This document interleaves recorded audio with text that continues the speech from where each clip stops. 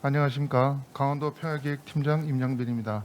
오늘 차가운 날씨에도 2022년 평창평화포럼 파트너 세션 4 한반도 평화와 번영 그리고 강원도라는 주제의 포럼에 참석해 주신 여러분께 감사의 말씀을 드립니다. 이번 포럼은 우리 강원도가 지향해야 할 남북관계의 방향과 필요한 사업에 대해 각계 전문가의 의견을 듣는 뜻깊은 자리로 강원도 발전에 많은 도움이 되기를 기대합니다. 아울러 본 포럼은 온 오프라인으로 동시에 진행되며 유튜브로도 생중계됨을 말씀드립니다. 오늘 포럼은 안동규 한림대학교 교수님을 좌장으로 모시고 인사 말씀을 듣고 발제자 두 분의 발제를 들은 후 종합 토론을 하는 방식으로 진행하고자 합니다. 그러면 오늘 참석해 주신 분들을 소개해 드리겠습니다. 먼저 안동규 한림대학교 교수이십니다. 이어서 앉아 계신 순서대로 조한범 통일연구원 선임연구위원이십니다. 김기석 강원대학교 교수이십니다. 김태영 경희대학교 교수이십니다. 김영석 남북사회통합연구원 이사장이십니다. 김명현 상지대학교 교수이십니다. 이상으로 소개를 마치고 안동규 한림대학교 교수님께서 인사말씀과 함께 포럼을 진행해 주시겠습니다. 포럼을 진행하겠습니다. 저는 안동규고요. 강원도 자치분과 위원장하고 있습니다. 오늘 이 방은 좀 큰 방은 아니지만 아까 메인 세션에서 한반도 평화 번영에 대해서 Here and Now로 지금 그리고 이곳에라는 큰 주제로 네 번째 평창 올림픽 2018에 열렸는데 네 번째 포럼의 파트너 포럼이죠. 파트너 세션을 네 번째로 방에서 제가 하고 있습니다. 오늘 주제는 강원도에서 제일 중요한 주제죠. 어떻게 보면 강원 평화특별자치도와 관련된 건데 그 윗그림은 한반도 평화 번영과 강원도 역할입니다. 발제 두 개가 있는데 그 두 개는 매우 연결이 잘 됩니다. 첫 번째 발표와 두 번째 발표를 이제 들으시고요. 저희 세 분의 토론자가 토론하고 그러면 5시쯤에 끝나지 않을까 생각을 합니다. 지금 그 동영상이 송출되기 때문에 온 오프라인 동시 진행을 하게 되고요. 저는 좌장이지만 아마 좀 참여하는 좌장으로서 주로 교통 정리를 하다가 시간 배분 좀 하려고 합니다. 한 분이 코로나 확진 관련해서 저희가 네 분이 이제 하기로 했다 세 분이 왔기 때문에 시간이 좀 벌어서 오늘 발제 두 분은 15분에서 20분 정도 하게 되고요. 20분이 넘으면 제가 조금 제지를 하게 되겠습니다. 제가 인사말을 뭐를 준비할까 하다가 오늘 메인 세션에서 제가 좋아하는 가수가 존 레논인데 레논의 이매진 곡을 남한의 대표 악기와 북한의 대표 악기와 세계적인 악기라고 하는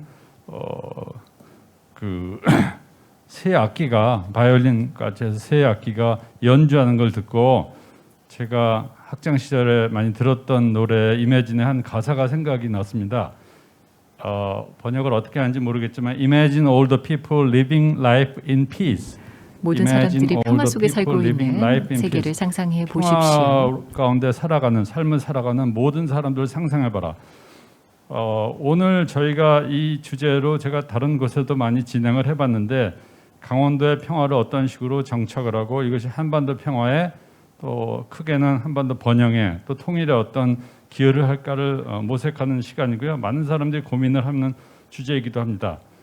평화로 가는 길은 없다라는 말이 있습니다. 평화가 길입니다. 그래서 오늘 특별히 이 분위기와 이 제장을 하면서 좀 평화롭게 토론을 하고자 하는데요. 제가 토론의 그 진행과 관련해서 짧게 정리를 하고 그다음에 곧 발제로 들어가겠습니다. 발제하시는 조한범 통일연구원 선임연구원님이 먼저 하시고요. 한반도 평화 번영과 강원도 역할 15분이고 제가 한 17분 넘어가면은 말씀을 한번 드리겠고 20분이 맥시멈입니다. 그렇게 해주시면 좋겠고요. 김기석 강원도 교수님은 제가 알기로 몸이 좀 다 회복은 되신 걸로 알고 있는데 몸이 불편한 가운데도 오셨습니다. 강원 평화 / 경제특별자치도 강원도 미래에 대해서 그래서 그다음 연속 발전하신 다음에 그다음에 저희가 그걸 갖고 토론을 하고 질의응답을 좀 받고 플로어에서도 있으면 받겠습니다. 예, 진행 앞부분이 좀 길어졌는데 죄송하고요. 자, 그러면 마이크를 조한범 통일연구원 선임연구위원회 한반도 평화 번영과 강원도 역할에 대한 발제가 있겠습니다. 박수는 안 하셔도 마음의 박수로 응원을 해주시면 좋겠습니다. 부탁드립니다. 예, 좋은 자리 불러주셔서 감사드리고요. 오늘 여기 와서 아침에 이제 조찬도 했는데요. 여기 와서 느끼는 게 인간이 참 망각의 동물이고 익숙해지면은 이게 무섭구나 생각이 드는 게 코로나 환자 100명 생길 때는 이런 모임 안 했거든요. 무서워서.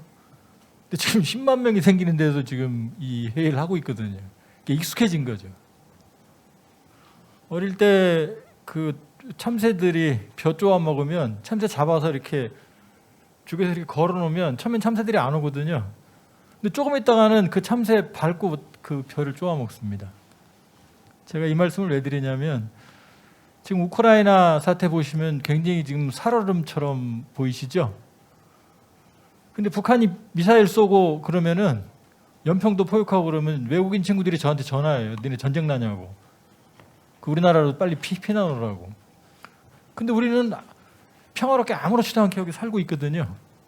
겁도 안 내고. 결국 분단 체제라는 거에 우리가 아주 익숙해진 겁니다. 남들은 굉장히 무서워해요. 예를 들면 DMZ 인근 그런데 사람들이 어떻게 사냐 이렇게 얘기합니다. 강원도죠, 사실은 강원도. 이 평창이 제 처갓집인데요. 뭐 여긴 제가 다 다녀봤습니다, 관광지는. 근데 사실 남들이 보면 강원도는 접경의 최전선에 있고, 그리고 분단의 모든 비용을 고비용 구조를 가장 많이 감당하고 있는 곳이거든요. 저도 이제 어쩌다가 박근혜 정부 때 DMZ 세계평화공원 기본 계획을 제가 세우면서 그 용역이죠. 그 발주한 걸 제가 하면서 DMZ를 들여다봤는데 강원도가 하는 말이 강원도가 DMZ의 가장 많은 부분을 차지하고 있다 이렇게 얘기하거든요. 그 얘기는 강원도가 가장 많이 피곤하게 살았다 이 얘기입니다. 그래서 저는 오래전부터 저한테 짧게 주어진 시간이지만 이 말씀을 길게 드리는 이유는 뭐냐면 결국 분단 체제는 비용을 발생시키는데 가장 많은 비용을 지불하는 데가 바로 강원도다. 경기도는 접경 지역이라면 별로 안 좋아해요. 그냥 수도권이라는 얘기를 좋아합니다. 그래야 땅값이 올라가니까. 그러니까 강원도의 접경 지역을 가면은 뭐 시장 군수들이 발벗고 나와서 저를 반갑게 맞는데요. 파주나 김포 가면은 뭐 시장이 아니라 사무관 얼굴 보기도 힘듭니다. 자기들은 접경 지역 아니라는 얘기죠. 그래서 저는 오늘 이 주제가 결국 강원도 제 처가여서가 아니라 강원도가 그동안 불공평하게 불공정하게 요즘 공정이란 말이 아주 값어치가 너무 싸구려가 됐습니다만 이 공정하게 이 분단 체제의 비용을 균등화시키는 그런 컨셉으로 좀 접근하려고 얘기를 했고요. 제가 뭐 이것저것 여러 가지 뭐 썼습니다만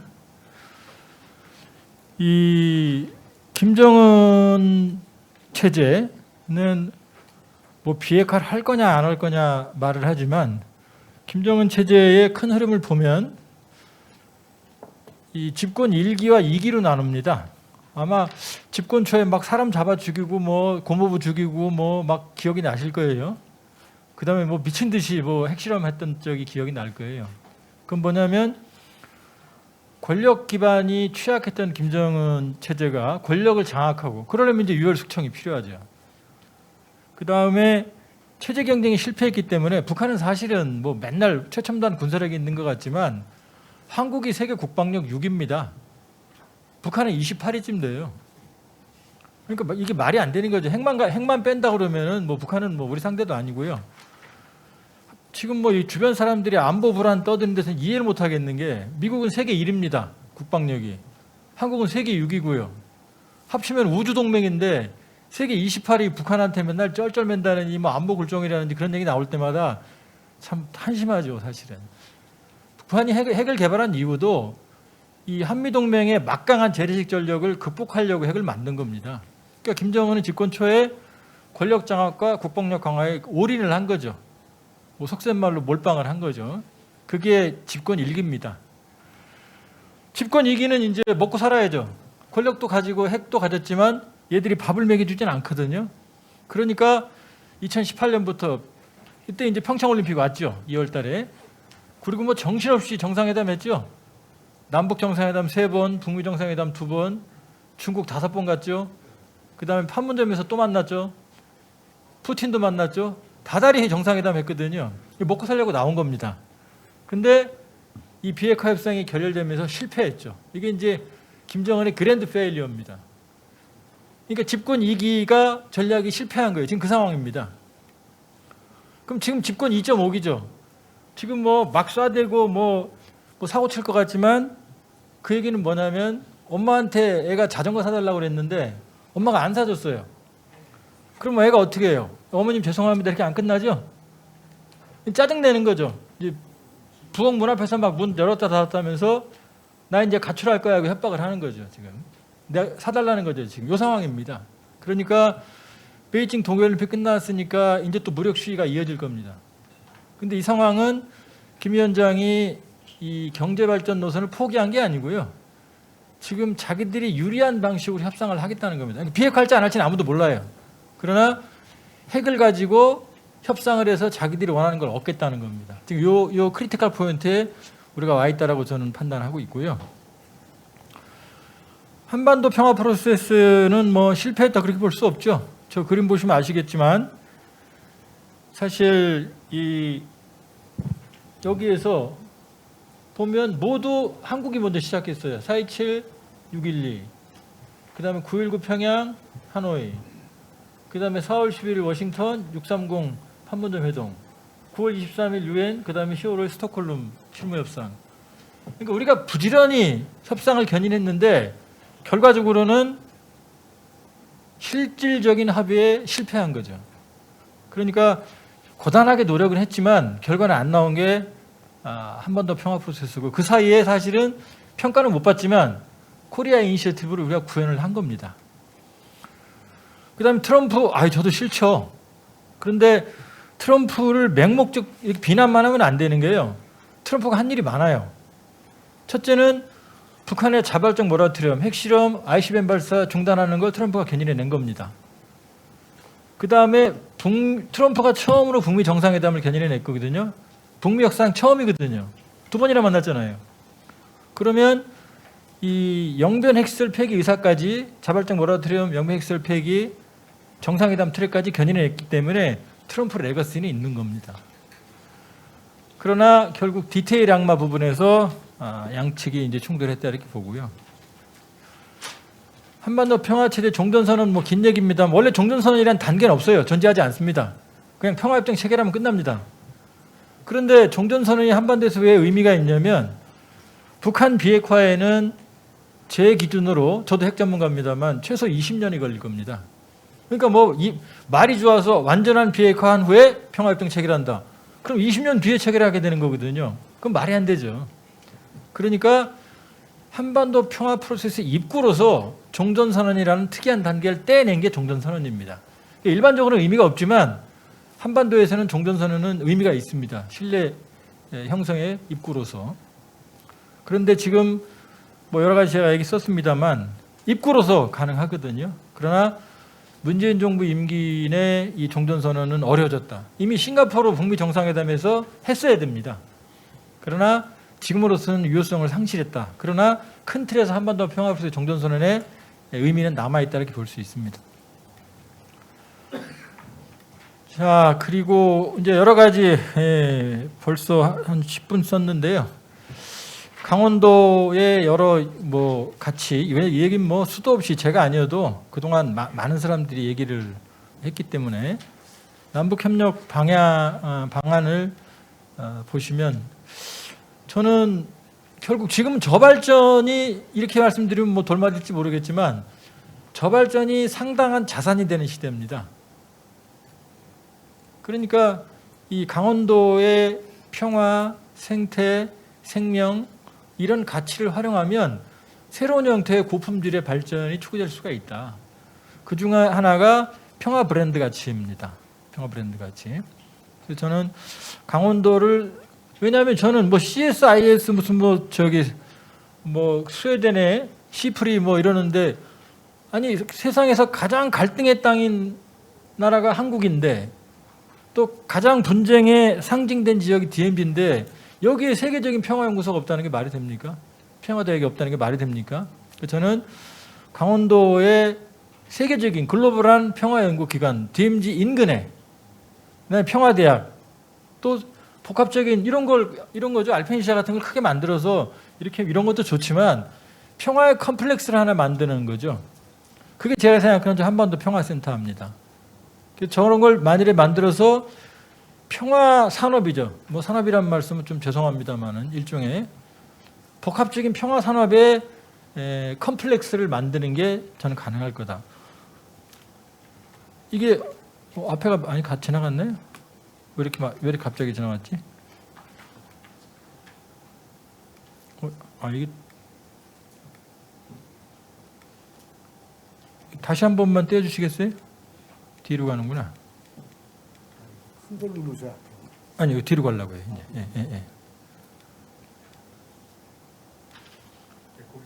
이제. 여기서부터 오겠네. 요 얘기는 얘기를 했고요, 나중에. 그래서 남북 경협 모델도요. 자꾸 개성공단 얘기하는데 개성공단은 다시 살려야죠. 그러나 제2의 개성공단은 저는 반대입니다. 왜냐하면 개성공단은 일종의 식민지 같은 거거든요. 우리가 다 투자하고 북한은 인건비만 따먹거든요. 근데 김정은이 생각하는 건 사실은 그런 게 아니에요. 그런 저임 노동 활용이 아니라 기술 집약적인 첨단 기술 남북이 융합하는 개념이거든요. 그러니까 신개념 남북 경협으로 가야 된다. 강원도가 한다 그러면 뭐 평화산업단지, 평화산단 뭐 이런 것보다 저는 남북의 산업구조를 재편을 수반하는 신개념 남북 경협으로 가야 된다. 그게 강원 평화특별자치도 평화경제특구 뭐 우리 김기석 교수님 얘기하시겠지만, 그럼 당연히 평화관광, 뭐 안보관광 그러는데 지금이 언젠데 안보관광입니까? 무기나 보러 다니고 평화관광이라고 컨셉을 바꾸고, 저는 마식령, 원산 갈마, 금강, 설악, 평창 여기까지 연계하면 거대한 이 관광 컴플렉스가 되거든요. 세계적으로 이렇게 큰 데가 많지가 않아요. 복합적으로 이 산악부터 시작해서 해양 스포츠까지 다 가능하거든요. 이러면 제가 보기에는 아마 어마어마한 천문학적인 시너지가 날 수 있을 거다. 이거 이제 평화 브랜드 제가 말씀드렸죠.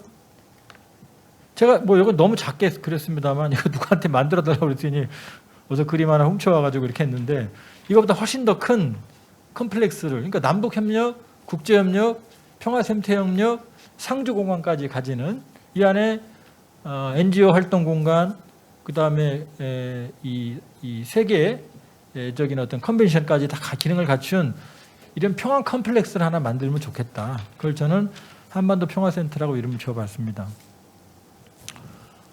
지금 뭐 생명공동체 많이 얘기하죠. 생명공동체. 만일에 모든 게 지금 대북제재 문제가 되지만, 예를 들어서 남북 고성 같은데 남북 고성 있는데 거기다가 DMZ는 빼고 인근에다가 바이오 산업단지, 예를 들어 백신, 치료제 이런 거 만든다고 그러면은 그 국제사회가 반대하기 어렵거든요.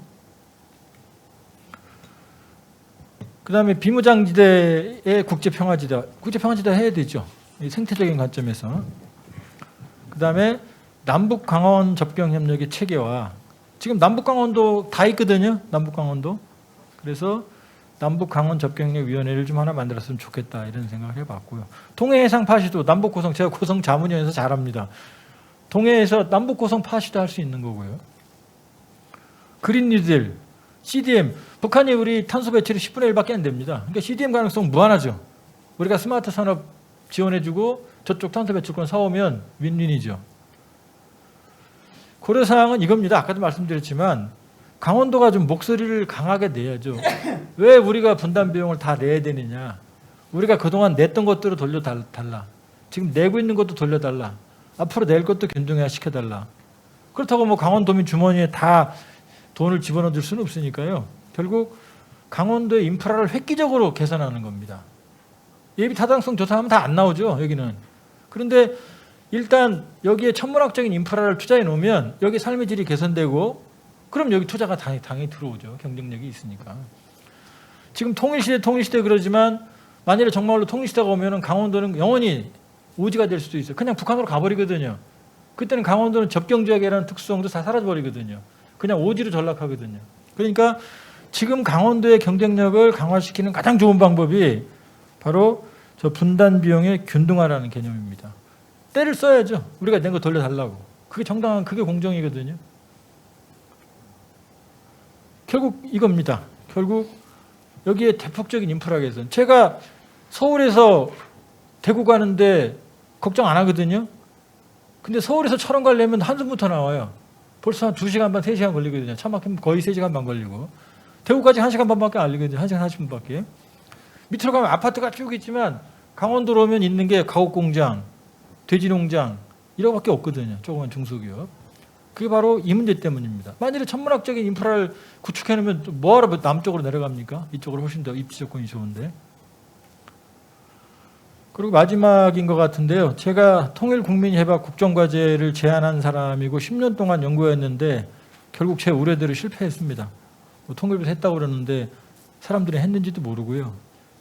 이 정쟁화 구도에서 중앙정부에서 그런 시민협약을 체결하는 건 어렵다는 게 이미 증명이 된 거고요. 저는 그러면 강원도 차원에서 강원평화도민협약, 강원평화시민협약, 저는 시민이라는 말을 좋아하기 때문에 강원도민이라도 한번 평화시민협약이라는 걸 한번 체결하면 좋겠다 이런 생각을 해봤습니다. 예, 고맙습니다. 여기까지 하겠습니다. 예, 감사합니다. 17분 동안 정말 아주 내용이 방대함에도 불구하고 굉장히 힘있게 요약을 해서 제가 밑그림이 잘 그려졌는데 아마도 김기석 교수님이 거기다 탑재를 해서 미사일에다 핵을 탑재하는 건 아니지만 탑재해서 더 강력한 발표를 할 거라고 기대를 합니다. 그래서 이제 강원도로 다시 더 집중을 해서 강원도 평화 / 경제특별자치도와 관련돼서 우리의 미래에 대해서 듣겠습니다. 20분이 맥시멈이고요. 넘지 않게 해주시면 감사하겠습니다. 자, 마음의 박수 부탁드립니다. 예, 시작해 주세요. 네, 고맙습니다. 강원대학교 김기석 교수입니다. 뭐 이런저런 드릴 말씀이 많은데 아까 우선 그 안동규 교수님이 제가 몸이 완전치 않다 이렇게 말씀하셨는데 자가격리해서 어제 밤 12시에 풀렸습니다. 그래서 오늘 오지 말아야 되나 하는 생각을 많이 했었는데요. 왜냐하면 일주일 지나고 3일 정도는 더 나올 수도 있다고 그래요. 바이러스가. 그래서 그 어떻게 해야 되나 고민을 사실은 했었는데 뭐 저는 사실 이렇게 증상이 심하지 않았고 기침도 별로 안 지금 조금 아까 괜히 또 저 왜 그런지 재채기를 한번 하게 되네. 재채기였습니다. 그런데 제가 감염이 되고 저희 가족이 셋이 다 감염이 되고 지금 가족은 오늘까지 자가격리입니다. 저는 지금 딴 데 별도로 나와 있고요. 그래서 이게 지금 그 생각보다 이렇게 막 간단치 않다. 혹시 제가 그 자가격리 하는 동안에 진행 사항 같은 거를 전부 다 페이스북에다 자세하게 썼습니다. 저 중계 방송을 했어요. 그래서 혹시 궁금하시면 저하고 패친을 맺으시면 보실 수도 있을 겁니다. 참고로 저는 현재 지금 미각과 후각을 잃은 상태입니다. 한 4, 5일 됐는데요. 보통 짧으면 열흘, 길면 3, 4개월. 그다음에 저한테 안내한 간호사의 말에 의하면 100% 돌아오지 않을 가능성도 많다. 80% 정도밖에 돌아오지 않는다. 뭐 이런 얘기를 지금 듣고 있습니다. 심리적으로 불안한 상태이기 때문에 발표가 좀 이상해도 좀 양해해 주시기 부탁드립니다. 근데 다행히 조한범 박사님께서 마치 저하고 미리 사전에 디비전 오브 레이버를 한 것처럼 제가 해야 될 말들의 상당 부분을 지금 해주셨기 때문에 발표는 아주 가능하면 간략하게 말씀하신 그 틀 내에서 좀 핵심적인 내용 몇 가지 중심으로 해서 이렇게 말씀을 드리겠습니다. 지금 띄워주셨는데 자 지금 여기 보면 강원하고 특별자치도 양쪽에 써 있고요. 평화경제 이렇게 돼 있습니다. 평화경제 이게 아주 그 복잡한 스토리입니다. 간단히 말하면 정치적인 이유로 이걸 집어넣지 않으면 선거법 위반이 될지 모른다. 뭐 이런 얘기를 들어서 이걸 지금 강제로 집어넣은 상태입니다. 그럴 정도로 지금 이게 상당히 민감한 그런 이슈가 돼 있어요. 왜냐하면 대선의 한가운데 있고 강원특별자치도라고 하는 이름 이것이 4명의 후보자가 다 모두 강원도의 제1공약으로 냈기 때문에 그렇습니다. 자, 그동안에 강원도에 사시는 분한테 이 문제는 이제 어떤 특징이 있냐면 강원도에 사시는 분들한테는 진부한 얘기예요. 너무 오랫동안 얘기가 됐고 강원도 바깥에서 오신 분들한테는 처음 듣는 얘기고 아마 그럴 가능성이 많다고 저는 생각합니다. 제가 이거 연역 같은 거 말씀드리겠지만 이렇게 상당히 강원도 내에서는 오랫동안 수건 사업으로 이렇게 진행이 됐었고 결국은 이번에도 그렇게 대선에 공약으로 제시가 됐었죠. 강원 평화특별자치도라는 이름으로 사실은 먼저 시작이 됐습니다. 이건 뭐냐 하면은 제가 그 유치하게 색깔을 넣었는데 강원도라는 게 양 끝에 있죠. 예, 그 다음에 파란색으로 평화와 자치라는 게 있습니다. 그 다음에 하늘색으로 특별이란 말이 있습니다. 그 각각의 단어가 이 용어가 주장하는 그 각각의 색깔이 이 용어가 주장하는 내용들을 대변하고 있는 겁니다. 그래서 강원도와 관련된 것이고 그 다음에 여기에 평화와 자치라는 걸 양축으로 해서 강원도한테 특별한 지위를 부여해달라. 이유는 뭐냐? 아까 조 박사님 너무나 말씀을 잘해 주셨는데 그동안 너무 우리가 피해를 많이 봤다. 예. 사실 두 가지 피해를 봅니다. 제가 꼭 설명을 드리겠습니다. 아무튼 피해를 많이 본 곳에 봤으니 이제 조금 우리한테도 좀 돌려다오. 뭘로 돌려주느냐? 특별한 지위를 좀 우리한테 달라. 그래서 강원 평화특별자치도 혹은 강원 경제특별자치도 이런 형태로 좀 해달라고 얘기하는 것입니다. 각각의 내용은 또 말씀드릴게요. 뭘 하냐? 대내적으로 규제 완화를 하고 싶다. 그래서 투자업 및 경제 활성화를 하고 소멸 위기를 극복하고 싶다. 또 생태자원 보존 활용 같은 것들을 하고 싶다는 얘기고요. 대외적으로는 남북 강원도 협력을 좀 해봤으면 좋겠다. 강원도가 주도적으로 그런 얘기고요. 평화 정착하고 미래 경제 모색한다. 또 남북 협력뿐만 아니라 중국이라든가 러시아 같은 북방 협력권 쪽도 강원도가 좀 주도적으로 해보고 싶다 하는 얘기고요. 그 다음에 장기적으로는 물론 통일 분위기 조성 같은 것이겠죠. 자, 추진 배경은 이런 겁니다. 제가 여기 있는 내용은 그동안 얼마나 피해를 받는지 이런 것들을 오랫동안 강원도에서 얘기해 왔는데 간단하게 말씀드리면 두 가지입니다. 사실 하나는 안보 피해입니다. 뭔 일 생기면 강원도가 계속해서 뭐 안보 피해 입은 거 아시죠? 옛날에는 무장공비부터 시작해서 그 안보 피해가 아주 컸다. 남북 간의 갈등이 생기면 강원도는 언제나 상당히 예컨대 뭐 우선 군대가 주둔하고 있는 군이 긴장하기 시작하니까요. 그것과 관련된 여러 가지 피해를 볼 수밖에 없다. 또 하나는 뭐냐면 환경이라든가 생태와 관련된 규제 피해입니다. 그래서 서울에 맑은 물을 공급하기 위해서 강원도는 상당히 강력한 규제를 받을 수밖에 없었죠. 그 두 가지가 됐는데 그래서 DMZ 연장의 67%가 강원도고 강원도 면적의 18.2%가 군사 규제를 받고 있다. 또 어떤 계산에 의하면 강원도에 가해지고 있는 다양한 형태의 규제를 다 합치면 강원도 면적의 뭐 80% 가까이 된다나 뭐 그렇습니다. 그래서 오랜 규제의 피해를 계속 지속적으로 입고 있다. 그래서 결국은 지금 18개 시군 중에서 15개 시군 정도, 춘천, 원주, 속초를 제외한 15개 시군이 전부 소멸 위기에 직면해 있다. 이렇게 얘기를 합니다. 자, 평화특별자치도는 어떻게 추진되어 왔느냐? 2008년에 대선에서 공론화가 됐습니다. 14년 전에요. 박근혜 후보가 이거를 공약화를 했었어요. 처음에. 그 이후로 2012년, 2016년 두 번 다 문재인 후보가 공약을 했었습니다. 잘 안 됐고요. 그 다음에 저 맨 밑에 줄에 보시면 맨 밑에 줄에 보시면 이게 여기다가 쏴도 아이고 여기다가 쏴도 비춰지네요 저쪽으로. 네, 하하. 네. 그래서 두 번 공약을 했었고요. 현재도 네 후보가 모두 공약을 하고 있고요. 그 중간에도 총선이나 지선에서 전부 다 제일 공약화가 됐었습니다. 근데도 지금까지 안 된 거죠, 말하자면.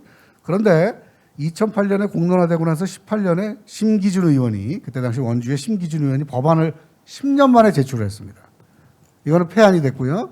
지금 현재는 2020년에 속초의 이양수 의원이 법안을 하나 제출해서 계류 상태고, 그 다음에 2021년에 허영 의원이 법안을 내서 지금 현재 계류 상태입니다. 그 다음에 법안을 내놓고 우리가 좀 본격적으로 추진하자 그래서 2021년 작년 봄에 범도민 추진위원회를 조직했습니다. 이게 간략한 추진 경과고요. 제가 그 법안 2개를 놓고 비교를 해봤는데요. 간단히 그냥 간단한 내용만 제가 비교를 해드리겠습니다. 하나는 강원평화특별자치도고 자치도 설치 등에 관한 특별 법안이고, 다른 하나는 강원특별자치도 설치 및 환동의 경제자유특구 지정 등에 관한 특별 법안, 이렇게 되어 있습니다. 이게 뭐가 다른 거냐? 이양수 의원은 아시다시피 국민의힘이죠. 국민의힘 소속인데, 보수 정당 소속인데, 평화, 우리가 말하는 평화, 남북관계 이런 거는 안 하겠다는 뜻입니다. 네, 지금 조한범 박사님 같은 경우에 그게 당연한 것으로 생각하고 말씀을 하셨지만, 사실은 정치적으로는 현재까지도 그런 이견이 존재합니다. 두 법안 사이에요. 그 다음에 시간이 없으니까 내용은 뭐냐? 내용은 그 특례에 보시면은, 여기 보시면은 강원자치도 지원위원회 총리 소속으로 국가균형발전 특별회계, 강원자치도 발전기금, 평화특례시 지정, 뭐 이런 걸로 해서 행정적인, 재정적인, 또 다양한 형태의 지원을 해준다는 겁니다. 특별한 지원을. 그래서 특히 여기서 제일 중심적으로 생각하는 건 뭐냐면, 규제와 관련, 이게 특별법이잖아요. 특별법이기 때문에 규제와 관련된 결정을 일반법에 우선해서 할 수 있게 됩니다. 특별법의 지위를 가지게 되면. 그렇죠? 워낙 규제를 많이 받고 있다 그랬죠. 그 규제를 풀고 규제와 관련 규제를 합리화하고 하는 결정을 강원도가 자체적으로 할 수 있게 되는 권한을 갖게 되는 겁니다. 그게 이제 핵심적인 부분이고요. 자, 문제점이 있습니다. 한쪽은 우선 강원경제특별자치도라고 하는 것은 뭐냐 하면 동해안의 경제특별자치구역을 만들어 달라는 것이 핵심입니다. 그건 뭘 의미하느냐? 강원도가 그동안에 안보적인 희생을 겪어왔다. 또 규제의 희생을 겪어왔다 그러는데, 우리가 그것 때문에 경제적으로 너무 어려우니 특별한 지위를 부여해달라고 그러는 거라 그랬죠. 여기는 아까 말씀드렸듯이 남북관계, 평화와 관련된 내용이 없습니다. 그렇게 되면 어떤 문제가 생기냐 하면은 우리나라의 모든 비수도권 도들이 똑같은 위치에 놓이게 되는 것이죠. 그렇죠? 모두 다 어렵지 않습니까? 경제적으로. 소멸위기 다 겪고 있어요. 사실은 10대 소멸위기 지역이 강원도는 한 군데도 없습니다. 경북 6군데, 전남 3군데, 전북 1군데가 그렇게 돼 있거든요. 그러니까 3담 지역이 어려운 지역들은 그냥 경제적으로 우리가 어려우니까 우리를 도와달라고 만약에 주장을 한다면 모두 다 해당이 되고, 왜 강원도가 뭐가 특별하지? 이렇게 된단 말이죠. 강원도가 특별한 것은 안보 위기, 안보와 관련된 피해였다는 것이 이 안에서는 말하자면 사장이 되게 되는 그런 문제가 있습니다. 또 환동해권에다가 특별경제구역을 만들어달라는 거기 때문에 지역적으로 편중되는 그런 문제가 좀 있죠. 그래서 강원도 다른 지역들이 과연 이거를 진짜 합의해야 되는지 그런 것도 좀 문제가 있을 수 있고요. 이 개별 공약으로 제시한다는 건 뭐냐 하면 조금 이따가 제가 비교하는 내용을 좀 말씀드리겠습니다. 강원평화특별자치도안도 문제가 있습니다. 뭐냐? 무엇보다도 남북관계에 너무 영향을 많이 받습니다. 이 경우에는. 남북관계가 나쁘면 해놓고서 아무것도 못하게 되는 거죠. 그래서 이 경우에 제 생각에는 평화영역, 남북관계를 통해서 추진하는 사업들과 자치영역, 그러니까 지방자치의 영역을 분리해서 일단 남북관계가 나쁜 상태에서도 국내적 사업으로 자치영역의 사업을 진행할 수 있도록 이렇게 해야 된다는 주장을 지금 하고 있어요. 그리고 여기도 마찬가지인데 DMZ를 강원도가 3분의 2를 가지고 있지만 나머지 3분의 2를 경기도와 인천이 가지고 있기 때문에 그쪽들도 역시 또 비슷한 주장들을 하고 있습니다. 경기 북도를 분리하자는 주장들하고 연결이 되어 있는데요. 자, 그래서 두 안이 일장일단이 있고요. 자, 추진 전략인데요. 우선 첫 번째로는 계속해서 이렇게 정치적으로 추진이 되는 것처럼 보였지만 사실은 의제화되지 못했다. 예, 성공은 둘째치고 본격적인 논의도 한번 해보지 못했습니다. 그동안에. 이유가 뭐냐? 그걸 좀 성찰을 해야 되는 거 아니냐는 생각이고, 첫 번째 여야 간 견해차. 그렇게 크진 않습니다. 이거는 같이 힘을 합쳐서 하자고 말로는 하고 있어요. 하고 있는데 아까 말씀을 드렸듯이 은근히 아주 핵심적인 부분에 있어서 생각 차이가 있죠. 이거 어떻게 합칠 거냐 하는 거 큰 문제고요. 두 번째는 지역 간 견해차가 있습니다. 그래서 여타 접경 지역의 문제 또는 경제특별자치도의 경우에는 다른 모든 도가 해당되게 된다.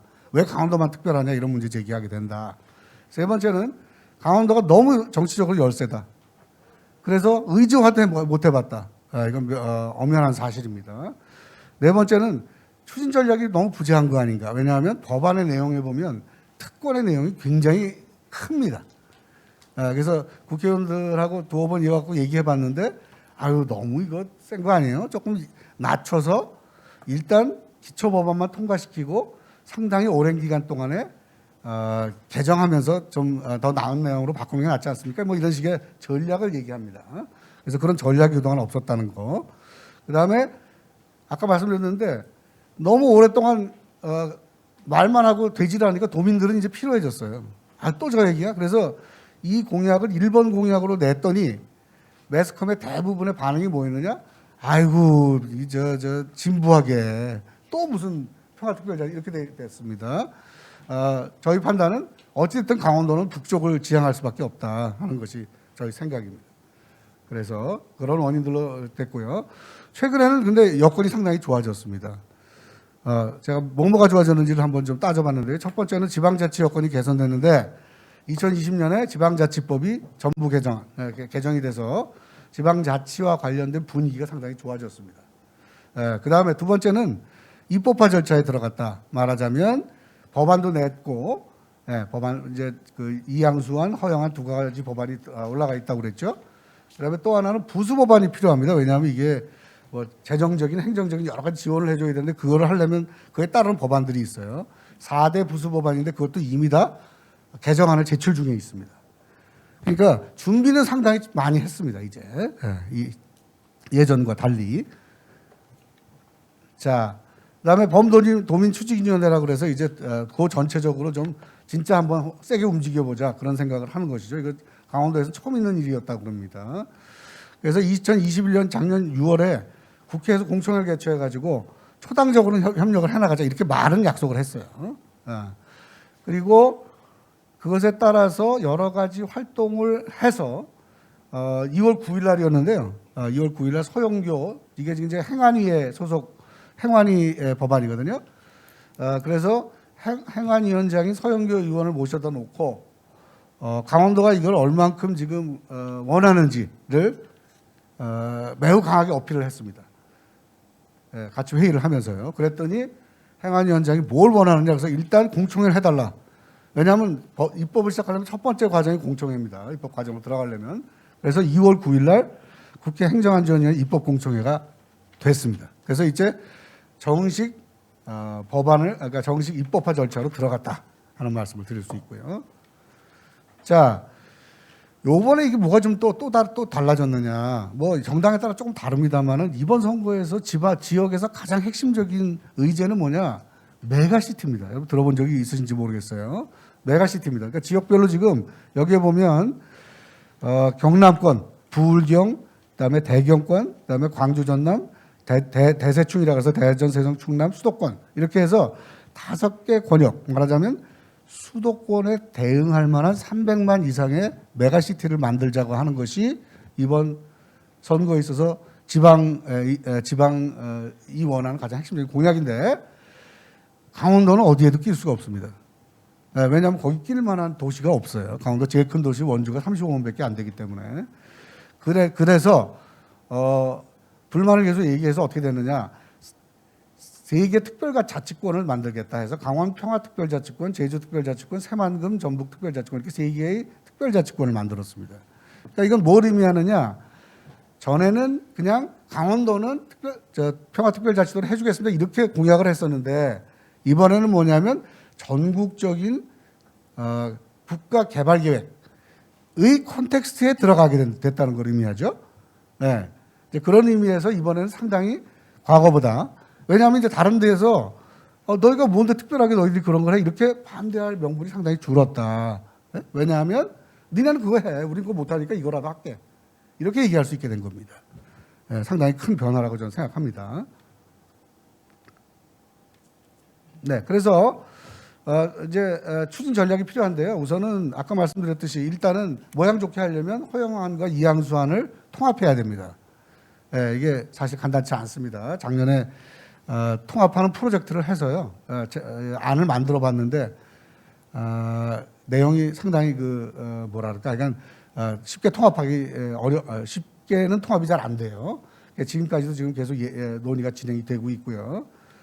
두 번째는 추진 전략 수립, 아까 말씀드렸듯이 법안의 내용을 우리가 좀 양보해서 실질적으로 우선 이런 타이틀이 달린 법안을 먼저 통과시키고 그 다음에 개정을 통해서 조금씩 내용을 더 집어넣자, 이런 생각을 가지고 있고요. 세 번째는 실질적인 정치 행동이 필요하다. 지금 행정안전위원회에 강원도 출신 의원이 한 명도 없습니다. 그래서 범도민 추진위원회나 아니면 시민단체에서 조직을 해서 행정안전위원회 위원들을 방문해야 됩니다. 지금 대선 때문에 다 선거운동하러 나가갖고 지금 만날 수가 없어서 못 가고 있는데, 그렇게 해서 상당히 적극적으로 움직여야 된다.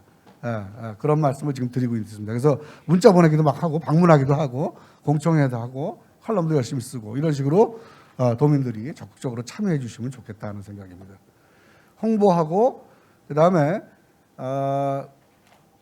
마지막으로 대선이 끝나고 나면 이제 지선이 올 텐데, 지선에서도 분명히 핵심적인 공약사항이 될 거라고 봅니다. 그래서 지금 현재 14년 정도 됐는데요. 이것이 논의가 되기 시작한 지 14년 정도 됐는데, 그동안의 노력들이 어느 정도 결실을 거둬서 이제 실행을 할 수 있는 그런 상당히 좋은 여건에 놓였다. 그래서 이번이야말로 실현시킬 최적의 기회다, 이렇게 본다. 이렇게 말씀을 드리겠습니다. 발표 마치겠습니다. 고맙습니다. 예, 감사합니다. 김기석 교수님하고 우리 조원범 박사님의 그 컨비네이션을 통해서 저희가 큰 그림과 작은 그림을 잘 그린 것 같아요. 김기석 교수님은 미각 후각이 없어졌다는데 언어 감각은 더 세련되게 바뀐 것 같아요. 굉장히 과외 공부하듯이 잘 짚어줬어요. 그래서 제가 실은 이런 관련 토론을 많이 했는데 짧은 시간에 정말 아주 깔끔하게 잘 정리해 주셔서 다시 한번 감사드리고, 세 분이 조금 이제 발제에 대한 토론이 있겠는데요. 그 토론자들이 시각이 조금씩 다를 수 있고 전공 파트가 좀 다를 수 있기 때문에 본인이 편한 거를 좀 더 많이 할 수 있다고 생각을 합니다.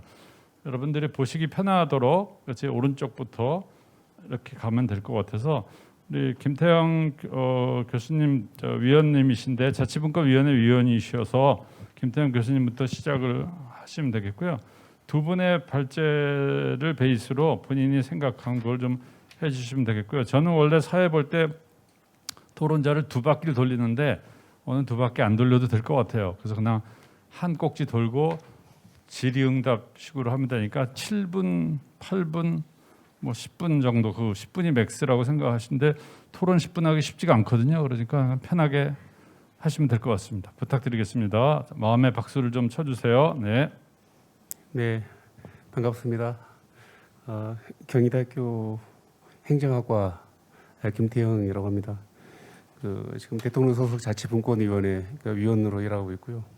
제가 이 세션에 초청을 받았을 때 가서 무슨 얘기를 좀 할 수 있을까 생각을 하다가 한 2, 3일 주저했습니다. 근데 특별자치도 이야기라고 해서 제가 몇 가지 드릴 말씀이 있어서 사실은 손들고 왔다는 말씀이고요.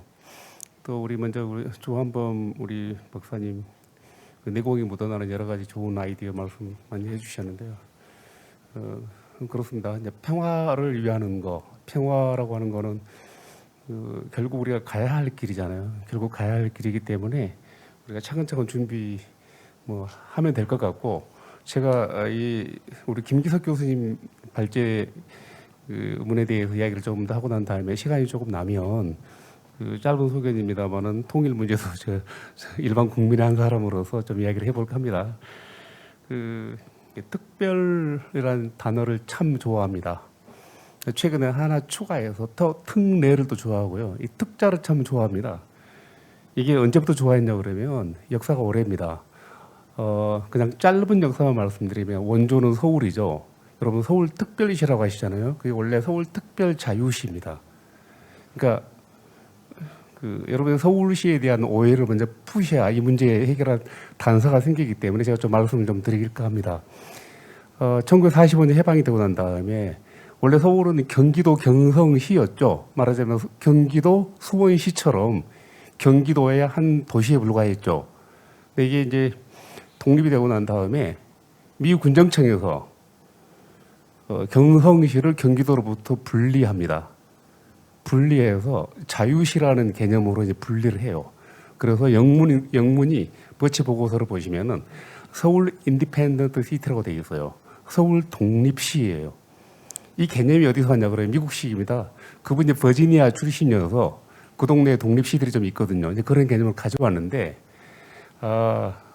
왜 가져왔는가 하면 일제를 청산하고 새로운 어떤 대한민국을 출범시키기 위해서 수도를 만들어야겠다. 수도 이름을 정할 때 임시로 뭐라고 지었냐 그러면 수도가 순 한글로 무엇이냐라고 묻길래 어떤 분이 서울이라고 했어요. 그래서 일단 서울로 하자. 그래서 서울 독립시 또는 서울 자유시라고 붙였었는데 확실한 건 아닙니다만은 들리는 말에 의하면 번역을 일부러 오역을 해서 인디펜던트를 빼고 특별을 붙였다고 해요. 그래서 서울 특별자유시다. 그러고 뭐 다 아시는 것처럼 훗날 이제 정식 명칭을 왜냐 그러면 서울은 서울이라고 안 되잖아요. 서울이 어디냐고 물어봤더니 그냥 서울이다. 이거 좀 이상하잖아요. 그래서 제대로 된 이름을 부여하기 위해서 공모를 했어요. 제가 거기까지 얘기하면 좀 복잡해지는데 공모하고 난 다음에 무산이 돼서 그냥 서울이라고 하자라고 하는 바람에 전 대한민국 국민들이 그냥 서울은 서울이야. 절대 옮길 수 없는 것처럼 그래서 관습법이 되고 말았어요. 세계적으로는 코미디죠. 코미디가 되는데 왜 제가 이 말씀을 장황하게 들었는가 하면 지금 부울경 얘기하고 제주 얘기하고 또 덩달아 경북, 뭐 호남 여러 가지 얘기들 하는데 특별자치단체에 대한 개념이 조금 부족한 감이 없지 않아 있습니다. 지금 부울경만 놓고 보더라도 그러는데 특별시인지 특별자치단체인지 특별자치도인지 지금 지방자치법 개정안 제12장을 보시면은 특별지방자치단체에 대해서 10개 이상의 조항으로 매우 상세하게 적어놨습니다. 왜 그런가 하면 제가 설명을 드리겠습니다. 이거는 아마 강원도 특별자치단체 출범할 때 아마 용역 보고서 다 나왔을 거라고 믿고 있는데요. 원래 지방자치단체 간에 협력을 할 때 가장 낮은 단계에서 협력이라고 하는 게 사무위탁이에요. 그보다 조금 더 높은 단계에서 끈끈한 협력이 뭐냐고 그러면 행정협의 같은 거 만드는 겁니다. 광역. 조금 더 끈끈하게 만들어지는 게 연합입니다. 지리산 관광연합처럼. 일부 국가에서는 연합을 특별지방자치단체로 간주하는 경우도 있긴 있어요. 일본처럼. 그런데 한 단계 더 가게 되면 통합이에요. 그 통합된, 사무로 통합된 형태를 특별지방자치단체라고 그래요. 다시 말해서 특별지방자치단체에는 여러분들 그냥 태어나 보니까 강원도 사람이다. 이게 아니고요. 태어난 다음에 여러분의 의지로, 합의로 어떤 지방자치단체를 만드는 거예요. 도구로서. 그래서 이 특별지방자치단체가 성공하기 위해서는 기능이 분명해야 됩니다. 평화를 위해서 만드는 건가, 경제를 위해서 만드는 건가, 또는 어떤 제3의 사무를 위해서 만드는 이게 분명해야 되는데 그게 빠지게 되면 특별지방자치단체 설치의 기본 원칙에 어긋난다 이런 말씀을 드려요. 그래서 이제 평화 또는 슬래시 경제라고 하신 거는 여러 가지 전략적인 면도 없지 않아 있겠습니다만은 그건 매우 의미 있다고 보여지고요. 이제 부울경 예를 들어서 또 문제가 될 수 있는 게 그 특별한 임무가 조금 모호하거든요. 그런 면에서 반면교사 하셔가지고 우리 강원도 특별지방자치단체 만드실 때는 좀 참고하시라는 말씀이고요. 그다음에 예를 들어 이제 그 독일의 스투트가르트에 가보시면은 인구가 한 250만, 270만인데 지방자치단체가 180개 현재 뭐 늘어나고 있습니다. 180개 정도예요. 그다음 미국의 트윈시티 가보시면 특별지방자치단체로 출범되어 있는데 인구가 대략 한 거기도 한 250만, 300만쯤 됩니다. 근데 하위 지방자치단체 개수가 거기도 정확하게 180개 정도 됩니다. 조금 넘지 180개 정도. 그다음에 아까 간사이 광역연합 마찬가지입니다. 자, 그들이 지방자치단체들이 아까 말씀드린 것처럼 서로 행정협의회 만들고 연합 만들고 하다가 이럴 바에야 기능을 중심으로 합치자 이런 거예요. 제가 이런 말씀을 원칙적인 말씀을 많이 드리는 이유가 강원도 특별지방자치단체를 출범시키기 위해서는 일단은 교과서적인 원칙에 의해서 출범을 하자. 지금 강원도 내 시군들이 특별지방자치단체 엄브렐라 안으로 들어가서 협력할 의지가 있느냐 없느냐 이거 보여주는 게 운동하는 겁니다. 그거 보여주는 게 우리 강원도의 경우에는 정말 특별하게 특별지방자치단체를 제대로 한번 만들어 본다라고 하게 되면 많은 관심을 끌지 않을까 생각이 되고 그 이후에 예를 들어 뭐 원하는 여러 가지 것들을 이제 할 수 있죠. 근데 지금 이제 아까 우리 김기석 박사님께서도 그 문제점 관련해서 굉장히 그 민감한 문제 말씀해 주셨는데 특별지방자치단체 출범은 상대적으로 좀 쉬웠던 이유, 그다음 최근에 4개의 특례시가 도입이 되는데 그 특례시가 도입됐을 때 상대적으로 더 큰 애로사항이 있었던 어떤 배경을 조금 설명드리면 아마 답이 될 것 같아요. 특례시의 경우에 인구 100만 이상이면 광역자치단체가 될 수 있는데 그게 이제 여의치 않다 보니까 특례시를 출범한 겁니다. 정확하게 말씀드리면 그러면 지방자치단체장 예를 들어서 염태영 수원시장 입장에서는 이게 광역자치단체로 되는 게 그렇게 반갑지도 않습니다. 왜냐 그러면 그 영통구라든가 권성구가 지방자치단체가 되고 말잖아요. 성남시의 경우에 성남시장이 분당구청장, 수정구청 다 임명을 해요. 근데 지금 용인시장의 경우에는 다 임명합니다. 만약에 용인시가 수원시가 광역시가 되게 되면은 수원시장의 정치적인 힘은 굉장히 미약해집니다. 그러면 파워는 광역자치단체장이 가지고 있는 만큼 권한과 책임을 갖게 되고 그 다음에 여러 가지 지위를 또 누릴 수 있는 거 그런 말의 묘한이 특례시인데 그거 할 때 바로 그 이유 때문에 반대받은 거 아니에요. 반대에 직면한 가장 큰 이유는 재정적인 문제입니다.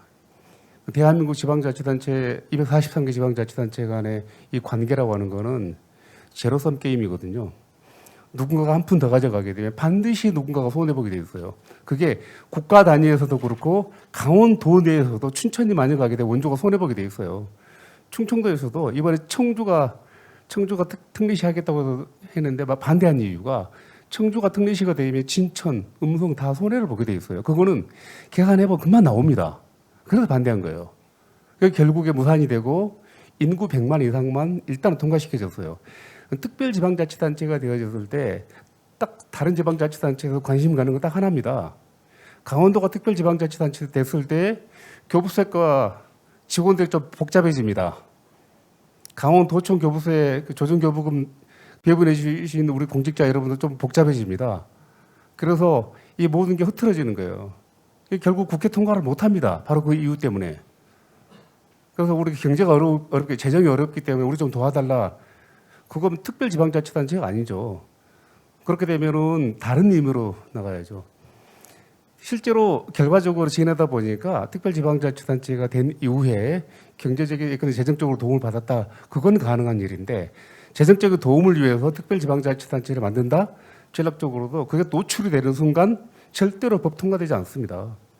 2006년에 특별자치법이 만들어졌는데 그때도 마찬가지였어요. 제가 직접 토론에 참여했습니다마는 이거 제주도가 재정적으로 더 이득을 보려고 하는 거 아니냐. 수도 없이 많은 반대가 있었는데 그 당시 글로벌화되고 관광 뭐 이런 것 때문에 사실은 타 지방자치단체에서 제주도 정도로 좀 키워주면 대한민국 전체가 좀 좋아진다라고 하는 믿음 때문에 통과시켜준 거예요. 만약에 강원도로 좀 키워주면 대한민국 전체에 뭔가 좀 이득이 된다라고 생각이 되면 재정적으로 좀 손해를 본다 하더라도 양보할 태세가 있다 이런 말씀입니다. 제가 강원도의 실제 문제를 모르는 거 아니고 가장 처음에 접했던 게 1999년도인데요. 1999년에 지방공무원 표준정원제라는 게 있어요. 전 지방자치단체별 적정 공무원 수가 몇 명인지를 계산하라는 거예요. 계산. 그 계산해서 계산된 숫자하고 실제 공무원 숫자가 다르면 구조 조정하겠다는 게 당시 김대중 정부 때 일이에요. 근데 그걸 제가 총대를 메고 계산을 했어요. 계산했는데 그 과정에 지방자치단체 공무원들로부터 전화를 받습니다. 민원을 받게 되는데 우리는 서민이 너무 많아서 행정 서비스를 제공하는데 더 애로사항이 많기 때문에 공무원 수가 더 필요하다.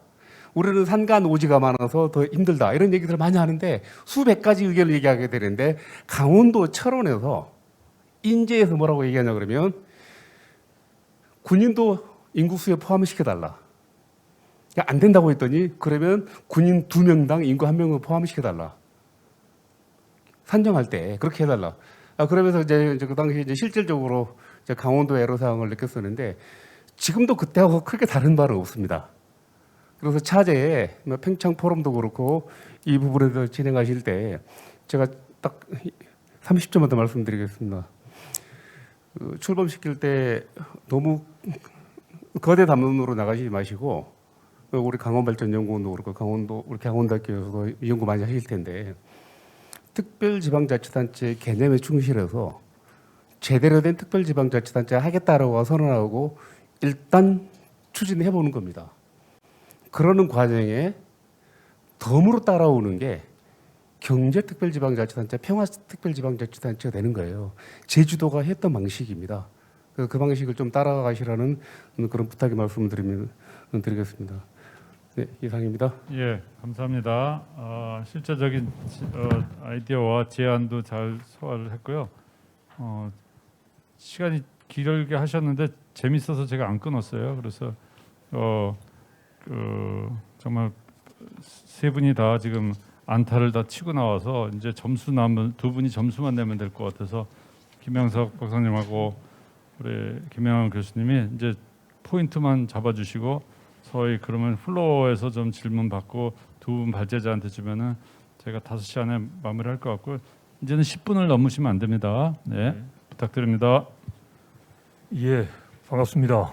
남북사회통합위원권 이사장 김형석입니다.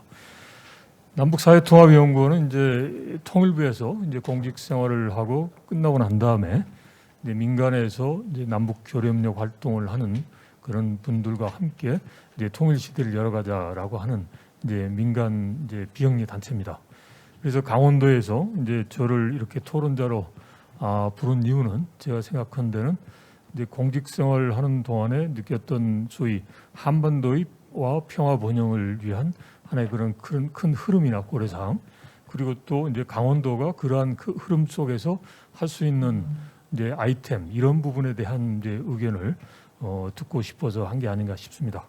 저도 개인적으로 이제 89년부터 통일부에서 근무하고 그러다 2017년까지 했습니다. 그래서 오늘 제가 여러분들께 이제 말씀드리는 내용은 이제 앞서 발제하신 이제 두 분의 그 내용에 대해서 뭐 이게 평가를 하는 게 아니고 말씀드린 대로 이제 전체적인 한반도의 그 흐름, 그리고 또 제가 공직에 있었을 때 이제 강원도가 했으면 좋겠다는 이제 그런 사업 중심으로 말씀을 드리고자 합니다.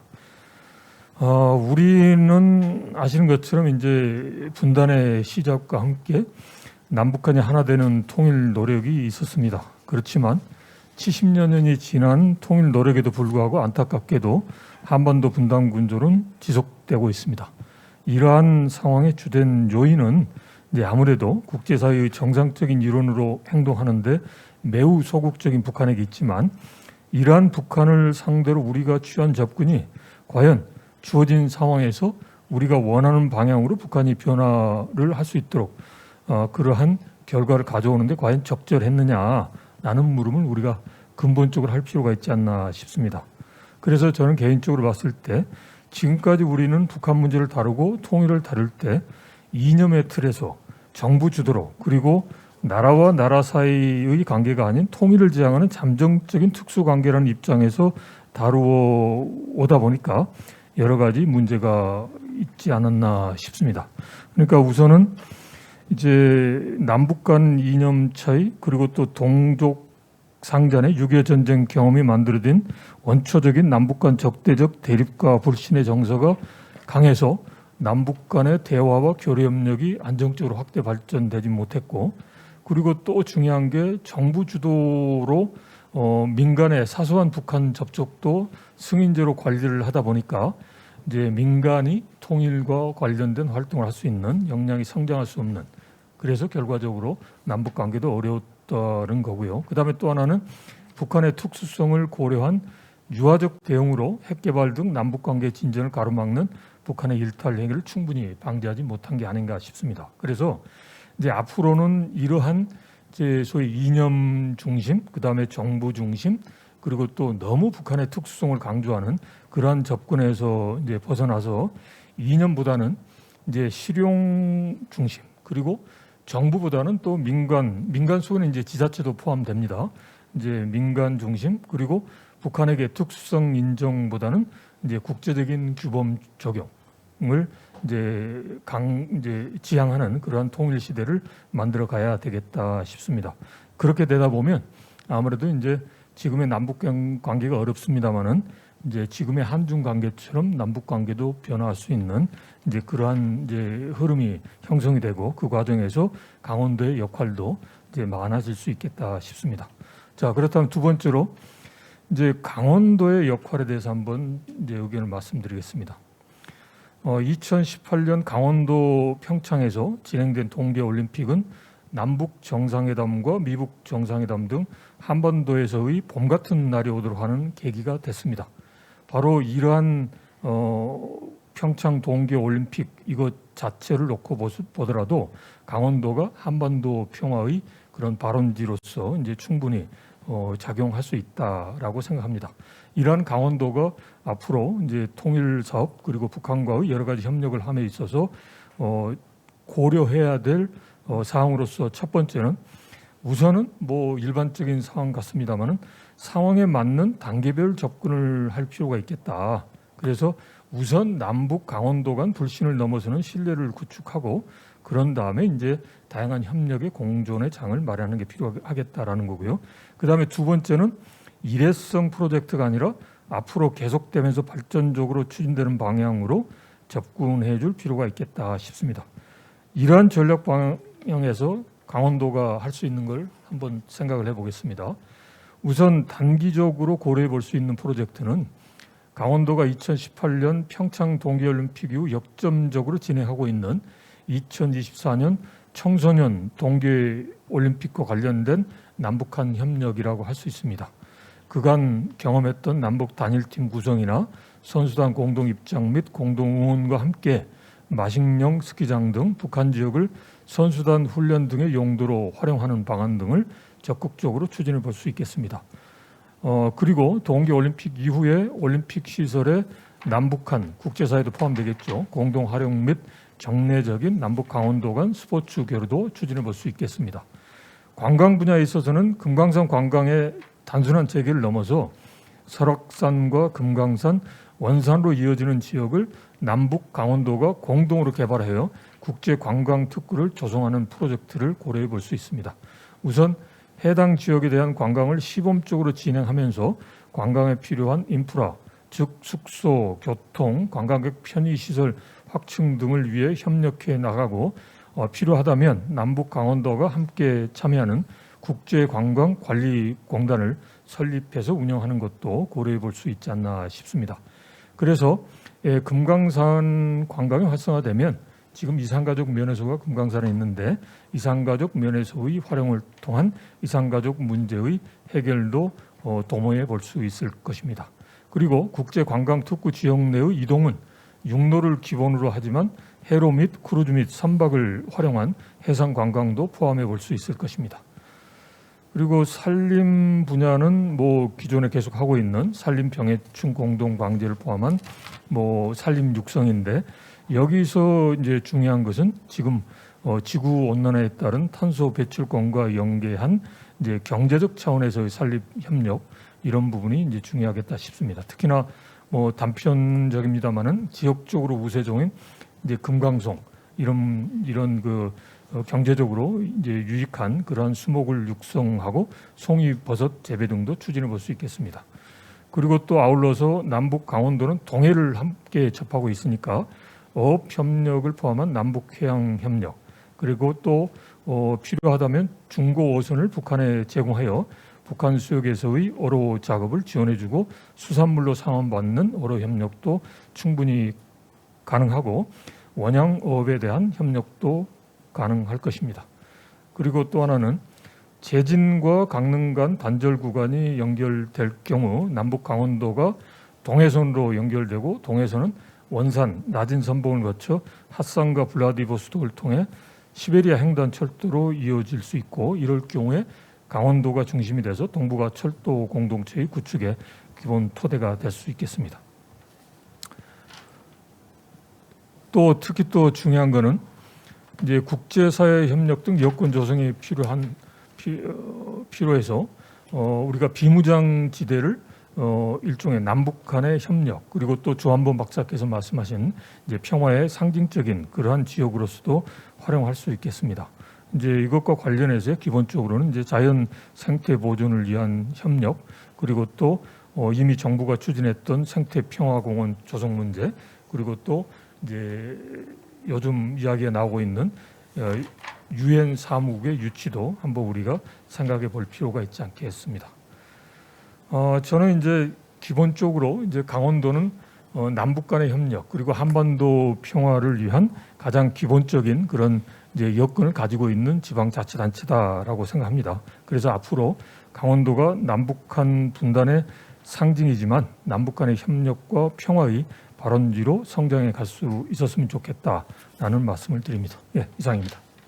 예, 감사합니다. 우리 김영석 이사장님이 강원도 공부를 굉장히 많이 하신 것 같아요. 그래서 제가 정리라고 좀 바빴는데 10가지 꼭지를 그러니까 아주 구체적으로 얘기하는 게 생각보다 좀 어렵잖아요. 그런데 이 공부를 많이 해주셔서 오늘 그 써오신 거 우리 저 도에다 좀 놓고 가시면 좋을 것 같아요.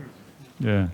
그 이제 마지막으로 이제 마지막 타자가 실은 이게 히트가 안 되면은 프로그램이 재미가 없는데 우리 김명환 교수님이 강원도 자치경찰위원이시에요. 그래서 아마 기대를 부응하게 잘 할 거라고 상지대 교수님이신데 한 7, 8분 정도 얘기해 주시면 되지 않을까 봅니다. 부탁드립니다. 네, 조금 전에 소개받은 상지대학교 김명년입니다. 먼저 이 평창 포럼 한반도 평화와 번영 그리고 강원도 이 섹션의 강원도민의 한 사람이고 또 강원도에 있는 지역대학의 교수의 한 사람으로서 이렇게 토론을 하게 된 것 매우 영광스럽고 또한 감사하게 생각을 합니다.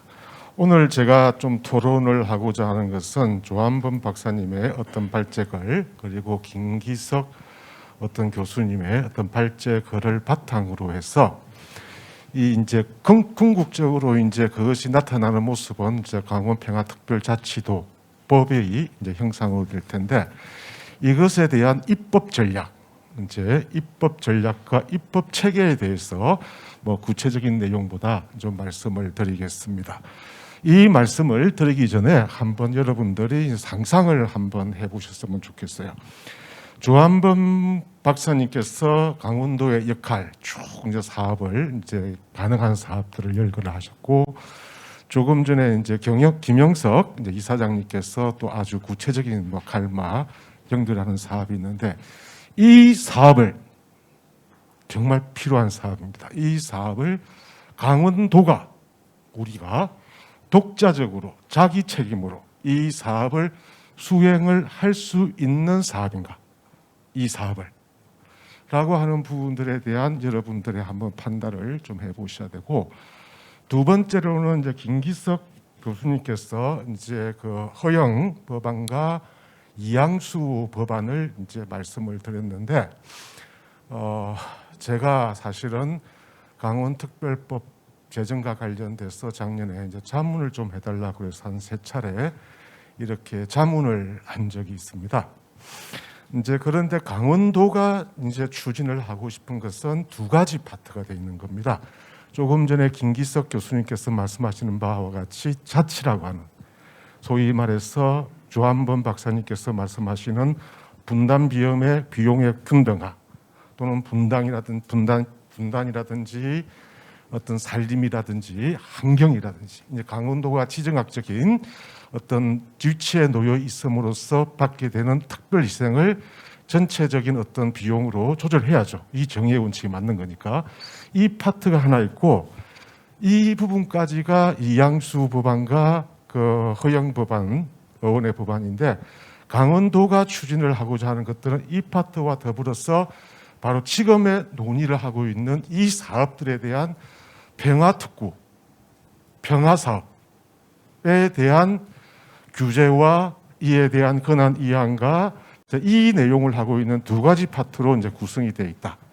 그래서 법안 강원도가 좀 구상을 하고 있는 법안의 내용이 조금은 다른 것 같아요.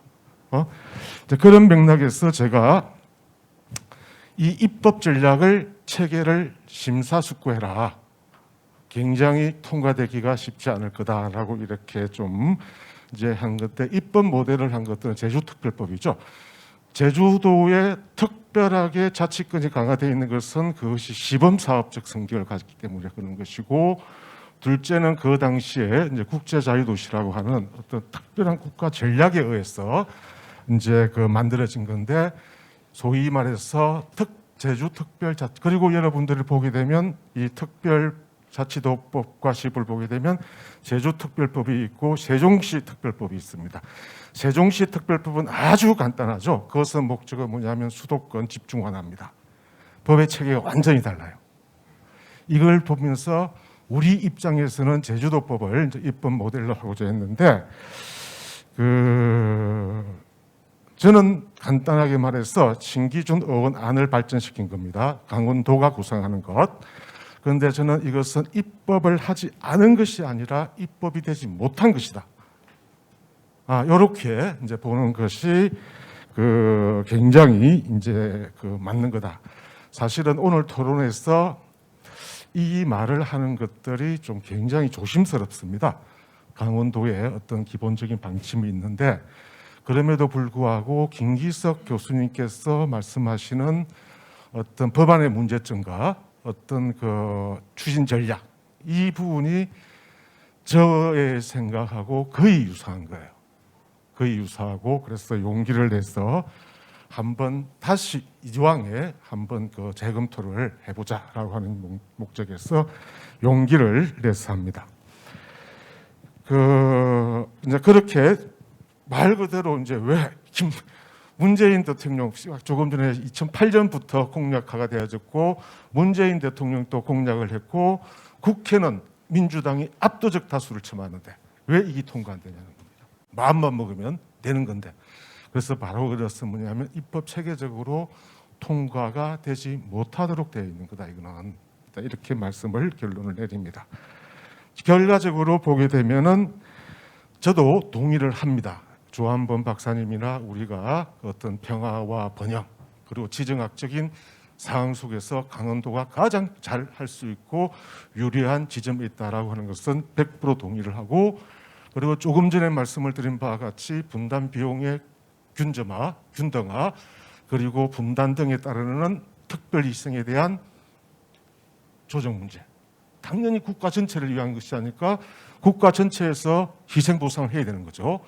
그리고 조금 전에 놓은 바와 같이 메가시티를 포함한 특별자치단체가 이제 만들어지고 있는데 강원도는 이제 5억 3턱이라 그러죠. 그런 어떤 그 지방자치제도의 발전 과정들 봤을 때 강원도가 특별자치도의 어떤 지위를 가져야 될 충분한 입법적인 정당성이 있는데 바로 이 지점을 말하는 겁니다. 그러면 바로 평화특구, 강원도가 추구하자 하는 것, 이 말이 있으면 평화특구가 남한과 북한 사이에 평화산업에 관한 어떻습니까? 사람, 상품, 서비스, 자본 등의 자유로운 이동 등을 내용으로 하는 평화특구, 이것을 강원도지사가 지정하겠다. 그리고 그 평화특구 내에서 제가 8개 정도를 강원도가 예정하는 것 같은데 평화사업과 관련된 각종의 어떤 그 권한을 강원도가 독자적으로 규제 완화라든지 권한 이양을 통해서하겠다. 저는 감히 말을 하건대 이런 사무는 필요한 사무인 것은 분명하지만 이것은 자치단체가 강원도가 독자적으로 할 수 있는 사무의 성격이 아니다. 이것은 국가가 남북 관계라든지 국제 정세라든지 모든 것을 갖다가 그 고려를 해서 고도의 정치적 판단을 통해서 결정을 하고 지정을 하고 그 대상 사업을 정해야 될 이러한 어떤 국가 사무적 성질이지 단순히 이것을 자치 사무적인 어떤 성격으로 봐서 이것에 관한 부분을 특별자치도법이라고 하는 지방자치법이죠. 특별자치법이죠. 여기에 규정하는 것은 굉장히 입법 체계에 그 부합하지 않는 그런 것들. 그리고 이 분단의 문제는 물론 강원도가 가장 그 부분이 많죠. 그러나 김기석 교수님께서 말씀하신 바와 같이 이것은 강원도의 문제가 아닙니다. 지금 제가 보더라도 뭐냐면 17대부터 한 개의 법안이 나오고 관련된 법안입니다. 그걸 포함해서 18대에서 4개 법안이 나왔고 19대 법에서 8개 법안이 나왔고 20대 법에서 7개가 나왔고 21대 법에서 5개의 관련 법이 나왔습니다. 그런데 이와 같은 어떤 명칭은 뭐 다를 수 있습니다. 그런데 이것을 강원도만 특별자치도법에 규정해달라. 여러분들이 강원도 경기도 의원이고 여러분들이 인천시 국회의원이다. 정치적으로 할 수가 없는 거죠.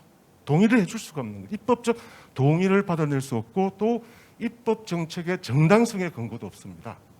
그래서 제가 딱 간단하게 시간이 가는 것 같으니까 말씀을 드리는 것은 다단계 이번 어떤 토론자와 김기석 교수님 다른 부분들 다 나온 것 같은데 단계적 입법 전략을 써야 된다.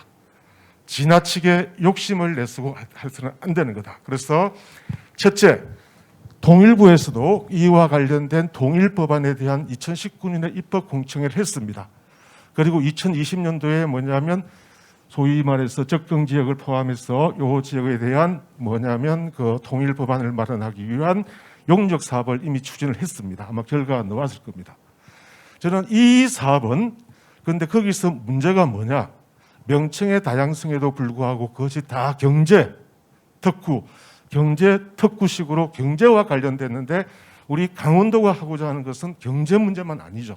조금 전에 말씀하신 바와 같이 뭐 병합대학도 만들고 센터도 만들고 즉 강원도의 이해와 요구가 반영되는 이런 일반법을 먼저 제정하는 것들이 맞다. 그리고 먼저 평화자치도법을 만들고 이 특별자치법에는 일반 규정, 즉 강원도는 어떻습니까? 평화를 추진하기 위한 사업을 해야 되고 국가는 이에 대해서 지원을 한다라고 하는 일반 규정을 두고 일반법을 만들고 일반법 속에서 충분하게 이해 요구가 반영되는 법을 만들고 당연히 지정학적으로 강원도가 중심이 될 수밖에 없죠. 그러면서 제주도 특별법이 만들어질 때도 마찬가지입니다. 국제자유도시법이 먼저 있고 특별법 형식으로 국제자유도시에 대한 제주법이 만들어진 거예요.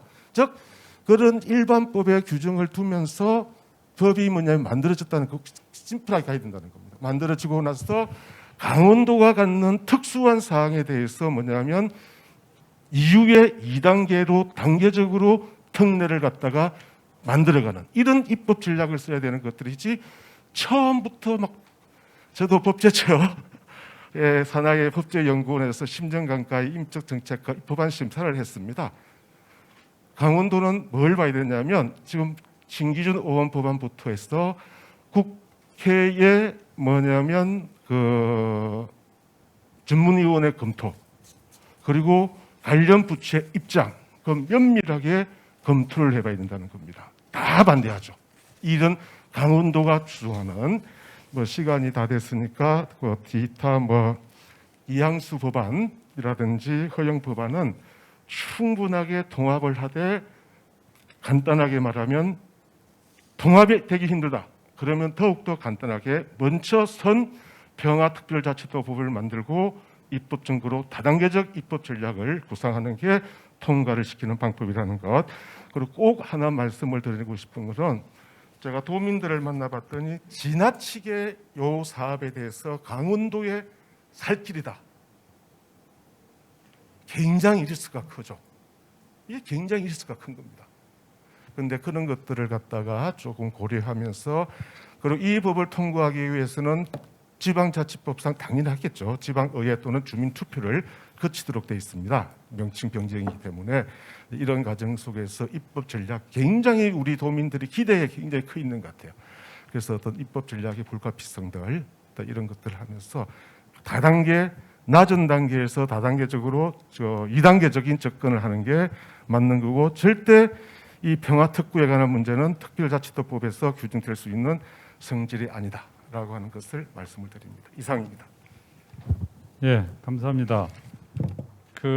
이런 계통의 사회를 보면요, 좀 편한 게 하나 있어요. 왜냐하면 질문을 안 해도 서로 이렇게 막 얽혀서 이렇게 정리가 잘 돼가는 그런 느낌을 받았는데 그럼에도 불구하고 좀 정리할 부분이 좀 있다는 생각이 좀 듭니다.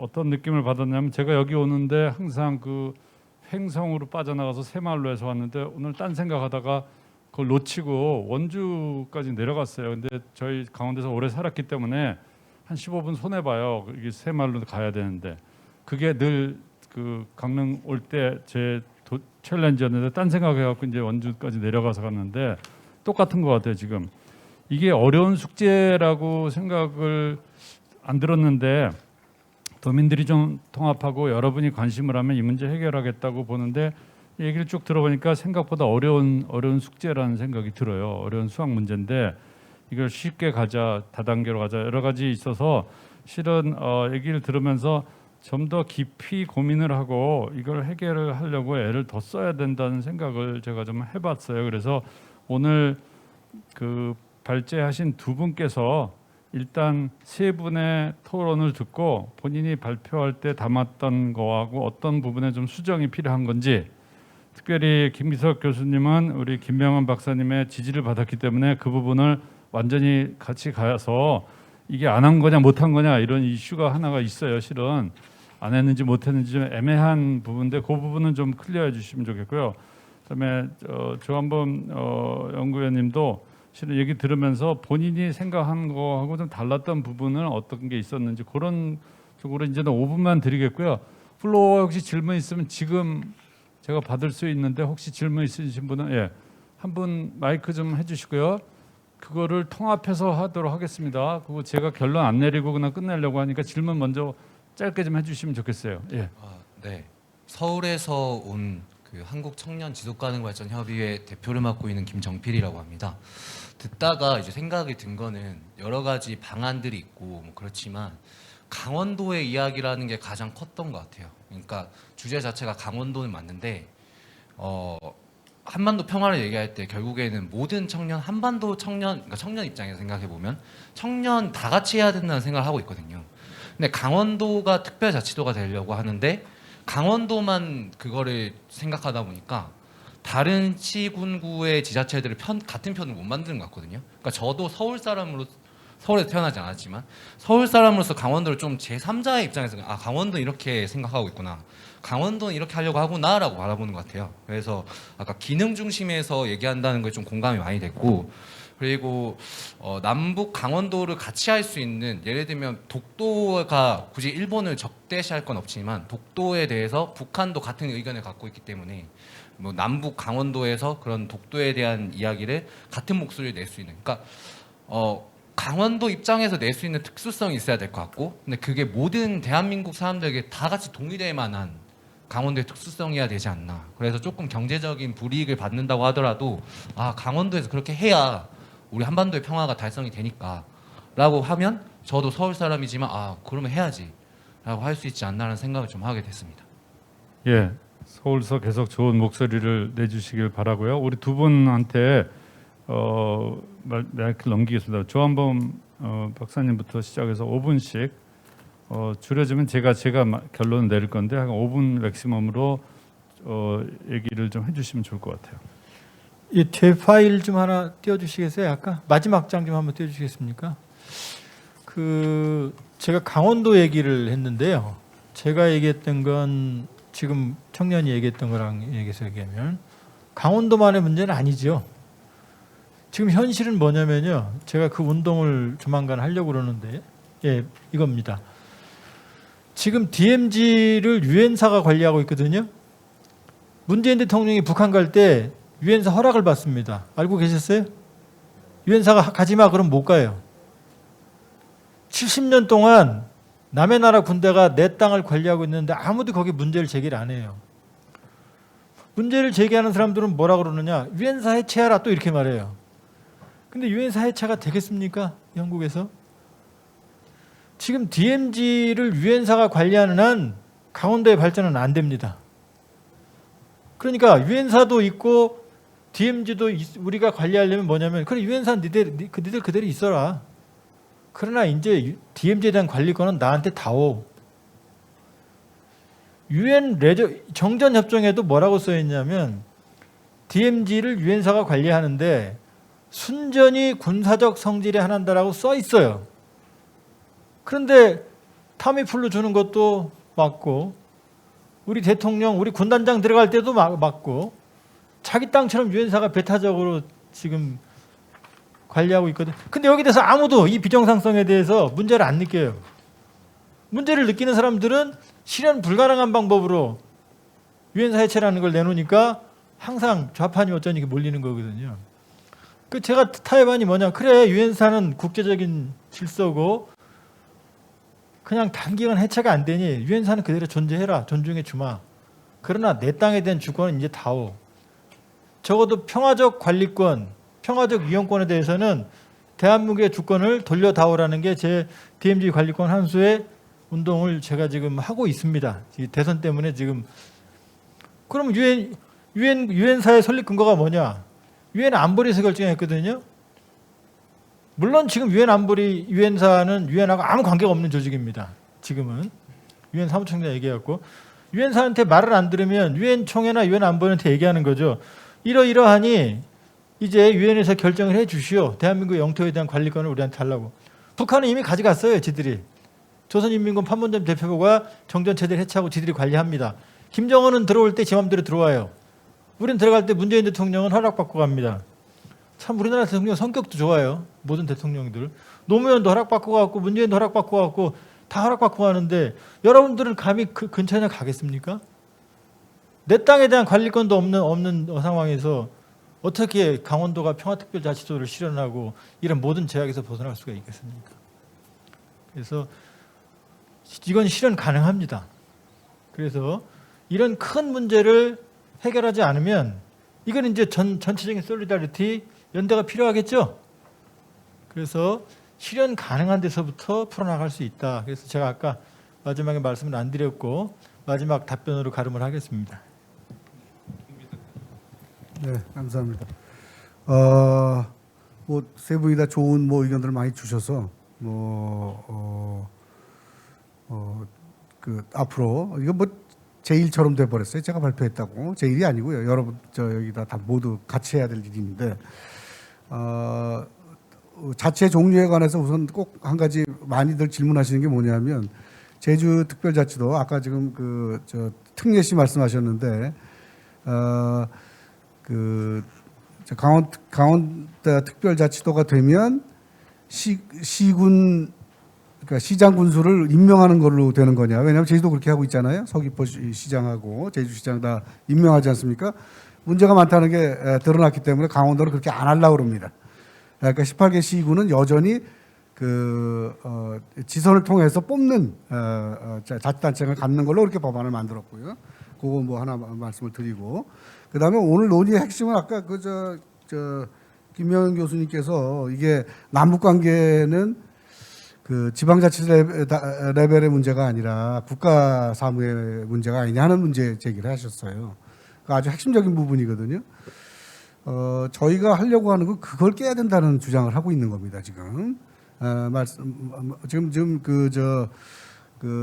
DMZ 관리권 문제하고도 사실 연관이 되는데 뭐 남북 관계 뭐 하려고 그러면은 저는 원래 국제 정치 전공하는 사람인데 저도 뭐 국제적 변수들이 많잖아요. 우리 해보니까 미국이 얘네가 진짜로 우리가 통일되는 걸 원하나, 남북 관계가 좋아지는 걸 원하나, 뭐 그런 생각 들고요. 딴 일 생기니까 거기 신경 쓰느라고 우리 신경 안 쓰고요. 뭐 그러고 있단 말이죠. 우린 급한데. 그래서 이거 특별자치도라 그래가지고 권한을 아예 그 지자체에 줘버리는 겁니다. 강원도에다가. 그러면 통일부는 온갖 정치적인 고려 다 해야 될지 모르지만 강원도지사는 지방자치단체장이니까 조금 무대뽀로 일을 해도 되지 않나.